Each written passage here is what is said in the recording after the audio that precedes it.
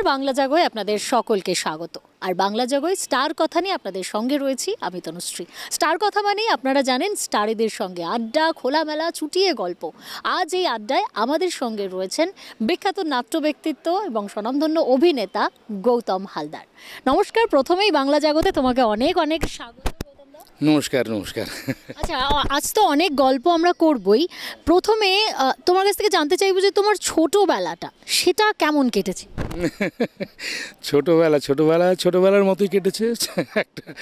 একটা বাচ্চা ছেলে, সে যা যা করে যেমন। তবে এখন বুঝতে পারি যে কোনো মানুষেরই ছোটোবেলা তো একেবারে কল্পনায় ভরে থাকে। আর এত বছর পরে এখন বুঝতে পারি যে মানে আমি বিশেষ করে যে কাজে ঢুকেছি বা এখনও করে যাচ্ছি, অভিনয়ের কাজ, তো থিয়েটারের কাজ, অভিনয়ের কাজ। সে অভিনয় নানা জায়গায়, মানে কি থিয়েটার, কি ছবি, কি টিভি। তো সেখানে কল্পনাটা একটা প্রধান ব্যাপার আর কি। সেই আইনস্টাইনের কথা মনে পড়ে আর কি, যে কিংবা সিগমন্ড ফ্রয়েডের কথাও আর কি। ছোটোবেলা যদি না থাকে, মানে মানুষের ছোটোবেলা যদি না থাকে আর কি, মানে ছোটোবেলা বলতে আর কি যে ছোটোবেলায় কল্পনার দৌড়, সেই আকাশ ছুঁয়ে, সেই ছোটোবেলার কথা বলছি। তার উপরে দাঁড়িয়েই, তার অভিজ্ঞতার উপরে দাঁড়িয়েই কিন্তু মানুষ অনেক যখন বড় হয়, তার বয়স বাড়ে, সেই ছোটোবেলার এক্সপিরিয়েন্সগুলো, অভিজ্ঞতাগুলো বা তার ছবিগুলো তার মনে কাজ করতে থাকে। আর ইনফরমেশান, এবং তারপরে ইনফরমেশান যখন লাইফ এক্সপিরিয়েন্সের মধ্যে দিয়ে নলেজে পরিণত হয়, এবং নলেজ যখন ইম্যাজিনেশনের সঙ্গে মেশে, কল্পনার সঙ্গে মেশে যখন, তখনই একমাত্র মানুষের জ্ঞান হয় বা বোধ তৈরি হয়। কাজেই এটা এত বড় কথা না বললেও শুধু এইটুকু বুঝতে পারি এখন, যে কল্পনার জগৎ হচ্ছে ছোটোবেলার জগৎ আমার ছিল। আর প্রায় রূপকথার জগৎ, সেই জন্য রূপকথাও আমি খুব ভালোবাসতাম, এখনও ভালোবাসি। তো ছোটোবেলায় কল্পনা করে করেই কেটেছে আর কি। মানে কোনো মাঠের ভেতরে যখন আমি খেলছি হঠাৎ করে, বা সেই মাঠে বা গ্রামের মামাবাড়ির কথা মনে পড়ে, যখন বর্ষা আসছে, গ্রাম মাঠ পেরিয়ে যখন বৃষ্টি, কালো মেঘ ওদিক দিয়ে ছেয়ে আসছে, মাঠের ওই দিকে দেখতে পাচ্ছি বৃষ্টি হচ্ছে, এদিকে আসেনি, বৃষ্টিটা আসছে, তাকিয়ে আছি। তো সেই সব সময়গুলোতে কীরকম যেন ওই রূপকথার পক্ষীরাজ ঘোড়ায় চড়ে, অথবা ব্যঙ্গমা ব্যঙ্গমের কথা বলতে বলতে, সেই সব কথাগুলো তখনও ছিল, এখনও তাই মনে পড়ে আর কি। কাজে ছোটোবেলা ওইভাবেই কেটেছে আর কি, কল্পনার জগতে কেটেছে। কল্পনার জগৎ থেকে যখন আমরা বাস্তবের মাটিতে দাঁড়াই, তার থেকে তো অনেকটা পার্থক্য থাকেই, প্রত্যেকেরই থাকে। তো তোমার ছোটবেলা থেকে কি মানে নাট্যকার বা নাটক, থিয়েটার, অভিনয় এগুলোই কি মেন প্রাধান্য ছিল, নাকি বিষয়টা অন্যরকম ছিল? একেবারেই না। ছোটোবেলায় আমি খেলাধুলো করে বেড়াতাম, খুব খেলতে পছন্দ করতাম, আর কোনোদিন ভাবিনি যে আমি অভিনয় করব। ইনফ্যাক্ট আমার অভিনয় জীবন শুরু হয়েছে, সিরিয়াসলি অভিনয়ের জীবন বা থিয়েটারের জীবন শুরু হয়েছে কলেজের পরে, মানে কলেজ শেষ করার পরে। তার আগেও আমি অভিনয় করেছি, ওই স্ট্রিট ড্রামা থেকে শুরু করে ওই রকম নানা রকমের শর্ট প্লেজ এরকম করেছি। কিন্তু তখনও কিন্তু কমপ্লিটলি যে আমি অভিনয়কে আমার জীবন হিসেবে নেব, শুধু জীবিকা নয়, জীবন হিসেবে নেব, তা সেইটা কিন্তু ঠিক কলেজ শেষ হলো তারপরে কনসিয়াসলি মনে হয়েছে, অথবা তুমি বলতে পারো বা সাবকনসিয়াসলি মনে হয়েছে, যে অভিনয় ছাড়া বা থিয়েটার করা ছাড়া আমি বোধহয় ঠিক ভালোভাবে আনন্দ নিয়ে বাঁচতে পারবো না। এবার আনন্দের কথা বলতে গিয়ে একটা কথা বলা যায়, সেটা হচ্ছে যে অভিনয় করতে গিয়ে যে সবসময় খুব আনন্দ হয় তা কিন্তু নয়। মানে কোনো একটা মজার সিকোয়েন্স তৈরি করতে গেলেও বা অভিনয় করতে গেলেও যে খাটনি বা যে পরিশ্রমের মধ্যে দিয়ে যেতে হয়, সেটা কিন্তু খুবই কষ্টকর অনেক সময়। কিন্তু সেই কষ্টটা সবসময় ওভারকাম করা যায়, বা কষ্টটা আনন্দের হয়ে ওঠে যদি আমি সেইটা, ওই কাজটাকে, মানে ওই কল্পনার জগতে, ওই কাজের জগতে, মানে অভিনয়ের জগতে আমি যদি খুব অনেস্টলি সৎভাবে যাবার চেষ্টা করি বা আমার মনের গভীরে ঢোকার চেষ্টা করি বা অন্য মানুষের চরিত্র বোঝার চেষ্টা করি, তখন কিন্তু এই জীবন বোধ এক ধরনের আনন্দ দেয়। সেটা ওই অভিনয় করে খুব কাঁদতে কাঁদতেও মনে হয় যেন কি আনন্দের একটা অনুভব হলো আর কি। তৃপ্তি হয় না, স্যাটিসফ্যাকশন যেটা বললে না, কখনোই হয় না, বোধহয় হয় না। মানে সেই মুহূর্তে মনে হলো একটা কিছু হলো, ভালোই হলো, কিন্তু তারপরের মুহূর্তে মনে হয় আবার না, আবার ওইটা করলে আরও ভালো হতো, এইটা করলে আরও ভালো হতো, বা ওই আর কি। মানে কি বলবো, একটা সামনে হয়তো কোন একটা আলোর বিন্দু আছে আর আমরা অন্ধকারে আছি, সে আলোর দিকে ছুটে যাওয়াটাই তো জীবন অথবা অভিনয়।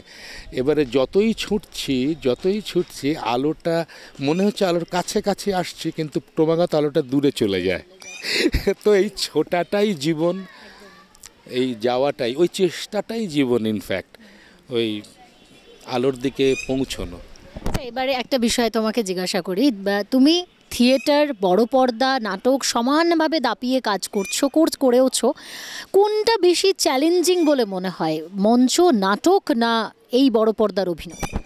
দেখো, মানে যে কোনো মিডিয়াতেই অভিনয় সবসময় চ্যালেঞ্জিং। মিডিয়া পাল্টায় মানে তার ফ্রেমগুলো পাল্টায়, তার লোকেশনগুলো পাল্টায়, লোকেলগুলো পাল্টায়। ছবিতে অভিনয় করার সময় এক ধরনের ফ্রেম আসে, এক ধরনের অ্যাঙ্গেল আসে, সেইটাকে বোঝা, সেগুলো না সবটাই টেকনিক্যাল ব্যাপার। আর যখন মঞ্চে করি তখন পুরো মঞ্চটাই বা প্রসেনিয়াম থিয়েটারে পুরো স্টেজটাই তো আমার ফ্রেম, তো সেইটা ফ্রেম। কিন্তু কথাটা সেটা হচ্ছে যে কোনো জায়গাতেই অভিনয় করি না কেন, অভিনয়টা হচ্ছে যে আমি যখনই করব তখনই সেটা চ্যালেঞ্জিং মানে কি, আমাকে নতুন একটা কিছু খুঁজতে হয়, সবসময় খুঁজতে হয় বা খোঁজার চেষ্টা রাখতে হয়। এই নতুনটা যদি আমি না খুঁজে পাই তাহলে কিন্তু হয় না আর কি। কাজেই সমস্ত অভিনয় সবসময় চ্যালেঞ্জিং হওয়াটাই বাঞ্ছনীয়। আচ্ছা, এবার আরেকটা প্রশ্ন করি, নাট্য ব্যক্তিত্ব তুমি নিজেকে বলতে ভালোবাসো না, এটা শোনা গেছে যে তুমি অভিনেতা বলতে নিজেকে বেশি প্রেফার করো, এই বিষয়টা কতটা সহমত এবং কেন? আমার অভিনয় করতে সবচাইতে বেশি ভালো লাগে। আমি আউট অফ কম্পালশন আমি ডিরেক্টর হয়েছি, কারণ এটা হচ্ছে হিস্ট্রি মানে আমাদের বাংলা থিয়েটারেরও হিস্ট্রি। আর ইনফ্যাক্ট যদি আমি পৃথিবীর নানা জায়গাতেও দেখি, অনেক জায়গাতেই মানে সবসময় এরকমই হয়েছে যে একজন, আমি নিজের কথা বলছি না, মানে যে কোনো বড় অভিনেতা, বা নিজের কথা বলছি না, আবার বলছি একজন খুব পাওয়ারফুল অভিনেতা, তিনি ওই শেষ পর্যন্ত, বা লিড অ্যাক্টর, তিনি শেষ পর্যন্ত ডিরেক্টর হতে বাধ্য হয়েছেন। এবং ডিরেকশনটা কিন্তু আমার কাছে কি বলবো, মূল সেটা হচ্ছে অভিনেতাদের, মানে থিয়েটারের ডিরেকশন। আমি তো থিয়েটারের ডিরেকশন করেছি বেশিরভাগ, ওটা হচ্ছে যেহেতু আমি অভিনেতা, সেই জন্য আমার কাছে ফার্স্ট প্রেফারেন্স হচ্ছে এমন একটা অ্যাটমসফিয়ার ক্রিয়েট করা অভিনয়ের সময়, মানে তাদের অভিনয়ের সময় এমন একটা অ্যাম্বিয়েন্স তৈরি করা যেখানে actors will feel freedom, complete freedom, এবং so they can depend on me, আমার ওপর নির্ভর করতে পারে অ্যাক্টররা। আর তারা যেন মনে করে যে এই ডিরেক্টর বা আমি কখনো তার সঙ্গে মিথ্যাচার করব না। সে যদি কখনো কিছু ভালো অভিনয় করে আমি সঙ্গে সঙ্গে সেটা অ্যাপ্রিসিয়েট করব, আবার না হলে, বা ধরো সেই ডিজায়ার্ড মোমেন্টটা তৈরি হচ্ছে না, সেই যদি না এই নাট্য মুহূর্ত ঠিক তৈরি হলো না, তখন আবার আমি তাকে সঙ্গে সঙ্গে বলবো, এবং খুব স্ট্রংলি বলবো। কিন্তু দুটো ক্ষেত্রেই ও যেন মনে করে যে আমি ঠিক কথাটা বলছি, সৎভাবে বলছি, এবং ও যেন আমার ওপরে ডিপেন্ড করতে পারে। ও মানে যে কোনো অ্যাক্টর যদি সে আমার কাছে ডিরেকশন নেয় আর কি, কারণ আমার কাছে সেটাই মনে হয় ডিরেক্টরের কাজই হচ্ছে একজন অ্যাক্টরকে পুরোপুরি তার সেন্সিটিভিটিকে অ্যালাউ করা, এবং অ্যাক্টর যখন ভালো অভিনেতা যখন অভিনয় করে তখন না সে খুব ভঙ্গুর অবস্থায় থাকে, খুব সেন্সিটিভ অবস্থায় থাকে, তখন একটু ভালো কথা বললেই সে প্রচণ্ড উৎসাহিত বোধ করে, আবার একটু খারাপ কথা বললেই সে কিন্তু প্রচণ্ড ভেঙে যায়।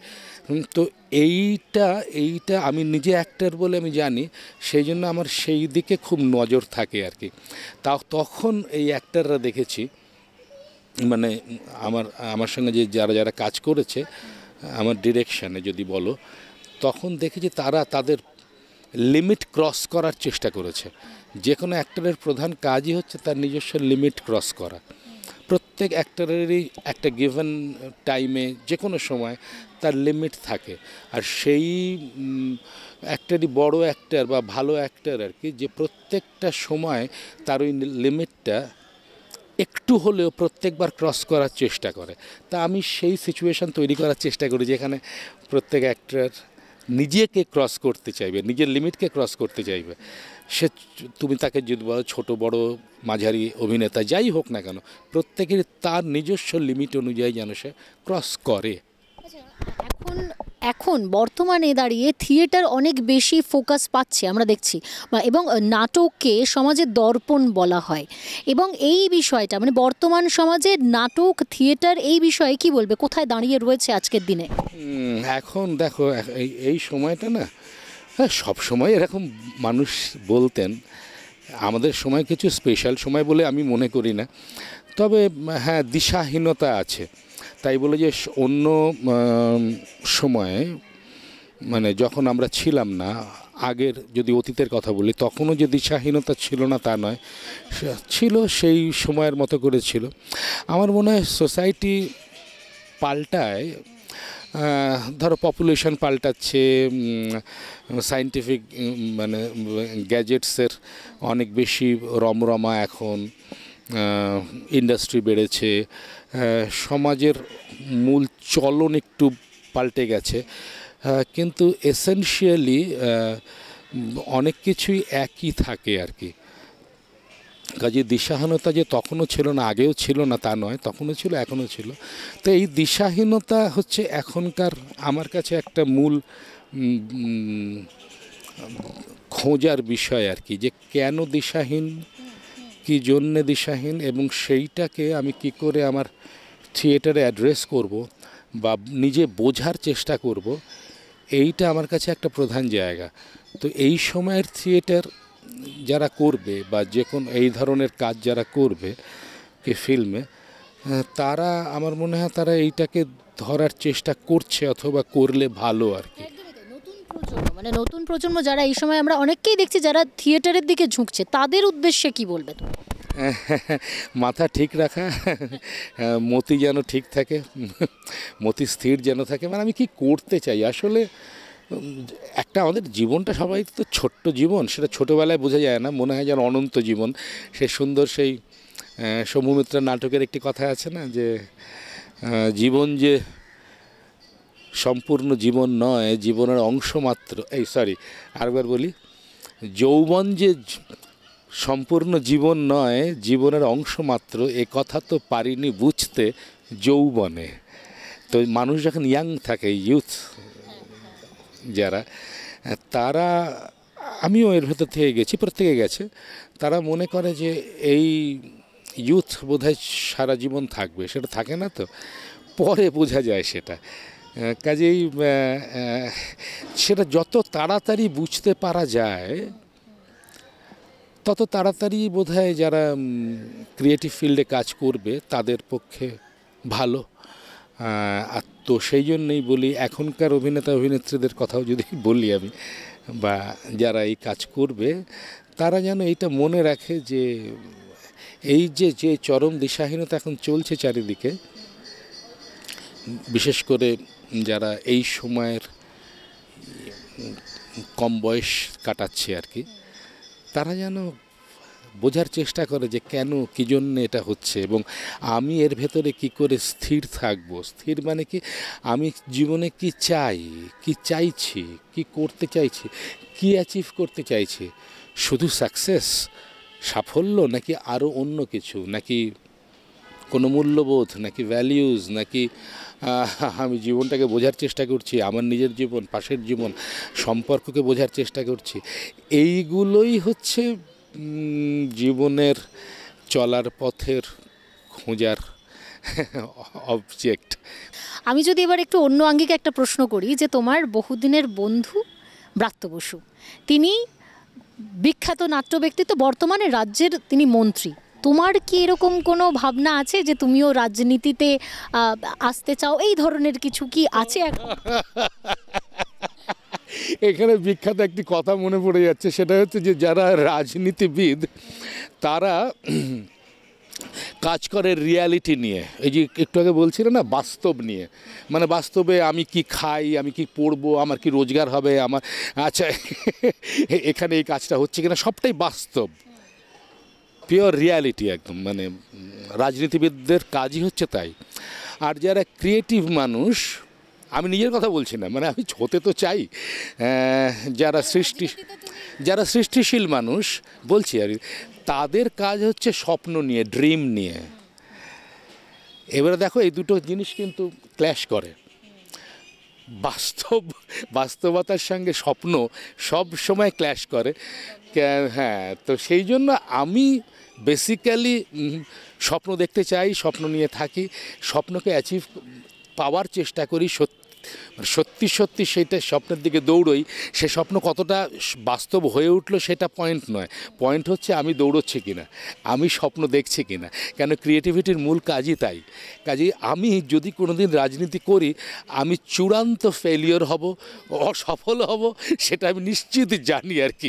এবারে কে কী হবে সেটা জানি না, মানে ভবিষ্যৎ যে কার জন্য কী, হ্যাঁ, কিন্তু আমি তো পারবো না আর কি, মানে চূড়ান্ত একজন ফেলিওর রাজনীতিবিদ হব আর কি। তোমার কাছে রাজনীতিটা মঞ্চে থাকাটাই বাঞ্ছনীয়, কারণ তোমার নাটকে অনেক সময় রাজনীতির ছোঁয়া থেকেছে।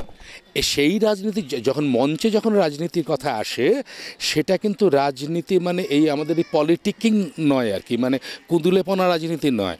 সেই রাজনীতি কিন্তু কি বলবো, সেটা কিন্তু স্বপ্নের রাজনীতি, আদর্শবোধের রাজনীতি, কি হওয়া উচিত তাই সেই কথা বলে সেই রাজনীতি। হ্যাঁ, তো সেইটা কিন্তু সম্পূর্ণ আলাদা। সেখানে কিন্তু স্বপ্ন দেখার কথা বলা হয়।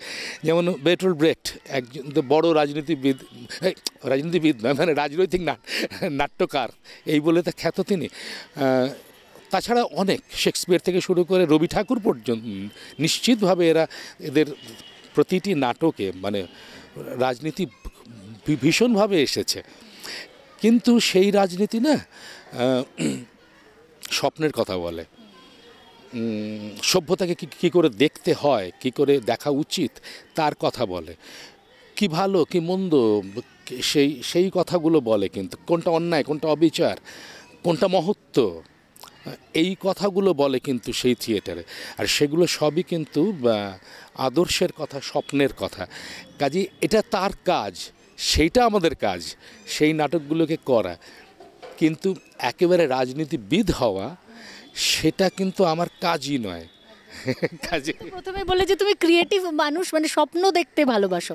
এবারে আসি এই আঙ্গিক থেকে, আবার আমরা ফিরে আসি যে তোমার শেষ কাজ যদি আমি বলে থাকি তাহলে বাদামি হায়নার কবলে, সে সিনেমা। তো সেই ছবিটা করতে কতটা চ্যালেঞ্জিং লেগেছে বা কেমন অভিজ্ঞতা ছিল? খুবই খুবই খুবই ভালো অভিজ্ঞতা। কেননা বাদামি হায়নার কবলে মানে আমি ওটা যখন আমি হলে গিয়ে প্রথম দেখি, প্রথম শো, এখানে প্রিমিয়ার দেখতে পারিনি। আর শুটিং হওয়া, এডিটিংয়ের সময় তো বেশি ছিলাম না আমি, কিন্তু তার টাবিংয়ের সময় আমি ছিলাম। আমি বুঝতে পারছিলাম একটু অন্যরকম হচ্ছে ছবিটা, কিন্তু কতটা অন্যরকম সেইটা কিন্তু আমি হলে গিয়েই বুঝতে পারি দেখার সময়।